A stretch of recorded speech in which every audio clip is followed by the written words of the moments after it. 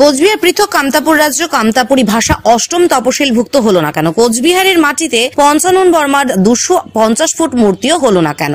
এমনই বেশ কিছু দাবিকে সামনে রেখে কোচবিহারের রাজপথে বিক্ষোভ মিছিলে সামিল হয়ে কাচারি মোড়ে প্রধানমন্ত্রী নরেন্দ্র মোদী ও অমিত শাহর কুশপুতুল পোড়াতে দেখা গেল কেপিপির সদস্যদের। এদিন কোচবিহারের মিছিল করতে করতে তারা স্লোগান তোলে, নরেন্দ্র মোদী দূর হাটাও, অমিত শাহ দূর হাটাও। তাদের বক্তব্য, 2009 সাল থেকে বিজেপি তাদের মিথ্যে প্রতিশ্রুতি দিয়ে আসছে। তাদের দাবি না মানা হলে আগামী দিনে তারা বৃহত্তর আন্দোলনের ডাক দেবে। আমরা এই ব্যাপারে কেপিপির কর্মকর্তাদের বক্তব্য শুনে নেব।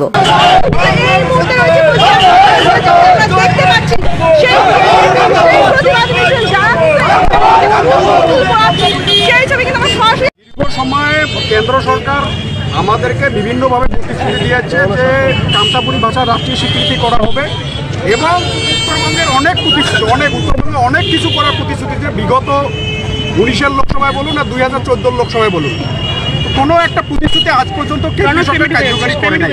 তাই কেন্দ্রীয় সরকার সরাসরি আমাদের সঙ্গে, আমাদের কামতাপুরী জনগণের সঙ্গে, এখানকার রাজবংশী জনগণের সঙ্গে, এখানকার দেশীয় মানুষের সঙ্গে প্রতারণা করছে। তাই এই প্রতারণার বিরুদ্ধে আজকে আমরা এখানে প্রতিবাদ মিছিল করলাম। তৎসঙ্গে অমিত শাহ এবং নরেন্দ্র মোদীর কথা আমরা এখানে কুশপুতলিকা দাও করলাম। আগামী দিনে আমরা বিজেপির এই মিথ্যাচারের বিরুদ্ধে উত্তরবঙ্গের গ্রামে গ্রামে, ঘরে ঘরে, বাড়ি বাড়ি আমরা প্রচার চালাবো। এক তো কামতাপুরী ভাষার রাষ্ট্রীয় স্বীকৃতির কথা বলছে, কামতাপুর রাজ্য গঠন হবে এ কথা বলছিল অমিত, আর পঞ্চানন বর্মার 250 ফুট মূর্তি বানাবে, নারায়ণী রেজিমেন্ট হবে, অনেক কিছু অসংখ্য প্রতিশ্রুতি, কিন্তু কোনো প্রতিশ্রুতি আজ অব্দি কার্যকরী করা হয় নাই। এখানকার মাটির মানুষের সঙ্গে, কামতাপুরী মানুষের সঙ্গে সরাসরি কেন্দ্র সরকার প্রতারণা করছে। তাই এই প্রতারণার বিরুদ্ধে আজকে আমরা কুচবিহারের প্রাথমিক বিক্ষোভটা শুরু করলাম।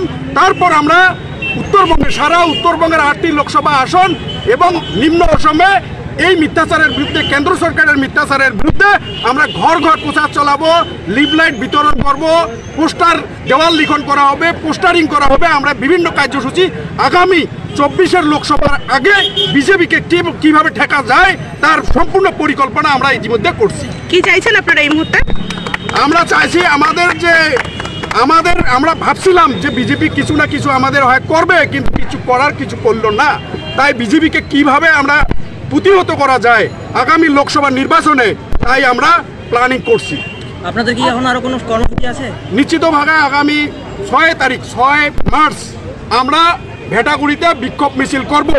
কারণ কুচবিহারের এই লোকসভা ক্ষেত্র সাংসদ নিশীথ প্রামাণিক, উনি এই ঢাকার সাংসদ হওয়ার পরেও উনি কোনো কাজ করতে পারে নাই, আমাদের কোনো কাজ করতে পারে নাই।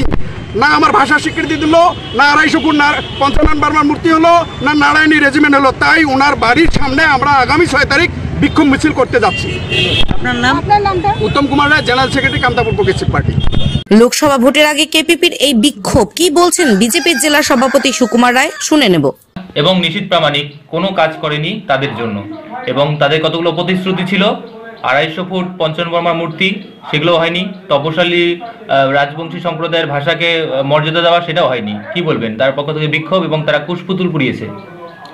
যার যার রাজনৈতিক কর্মসূচি সে করতেই পারে, এটার জন্য আমাদের বলার কিছু নাই। কিন্তু ভারতীয় জনতা পার্টি এবং প্রধানমন্ত্রী যা বলেন তাই করে। আমরা দেখেছি অনেক সময় সারা রাজ্যের যে পরিস্থিতিতে যা যা আমাদের করার কথা ছিল, যেসব প্রতিশ্রুতি আমরা দিয়েছি আর সমস্ত প্রায় পূর্ণ হয়েছে। আমরা 370 ধারার থেকে রাম মন্দির যেটা আমরা বলেছি সমস্ত কিছুই আমাদের হয়েছে। আরও কিছু বাকি আছে লোকাল, যেখানে প্রতিশ্রুতি আমাদের ছিল, যেখানে আমরা সম্পূর্ণ রাজ্য সরকার অসহযোগিতার জন্যে অনেক জায়গায় পঞ্চানন মূর্তি যে কোন জায়গায় বসাবো সেটা আমরা এখন এনএসসি পাইনি। সেই জন্য কিছু কিছু জায়গায় আমাদের থাকলেও আমরা না করতে পারলেও আগামী দিনে সেই সব হবে। আর যা বিজেপি যা বলে আর সেটাই করে। আর রাজনীতি যার যার বক্তব্য অনেক সময় অনেকে বলবে, আন্দোলন করবে, লোকসভা নির্বাচন আসছে, তার যার মানে স্ট্র্যাটেজি অনুযায়ী শেষে তার পরিকল্পনা তৈরি করবে। এটা নিয়ে আমাদের কোনো যায় আসে না। আগামী 6 তারিখে নিশীথ প্রামাণিকের বাড়ির সামনে তারা বিক্ষোভ কর্মসূচি অনুষ্ঠিত করবে, এই ব্যাপারে কি বলবেন? যে লোকসভা ভোটের বাড়ির আগে সামনে কারো বাড়ির সামনে বিক্ষোভ কর্মসূচি এর আগে আমরা দেখেছি তৃণমূল করেছে, কিন্তু তাদের অফিস আছে, তো স্বরাষ্ট্রমন্ত্রী অফিস আছে, সেখানে যাক না। দিল্লিতে স্বরাষ্ট্র প্রতিমন্ত্রী অফিস আছে, স্বরাষ্ট্রমন্ত্রীর অফিস আছে, অফিসে তারা আন্দোলন করুক, তা ঠিক আছে। কিন্তু বাড়িতে যাওয়া একজনের বাড়ি তো আর অফিস না, তাদের বক্তব্য থাকলে অবশ্যই সে যাবে, তার জন্য কি আছে, যার যার বক্তব্য জানাতে তার অফিসে যেতেই পারে।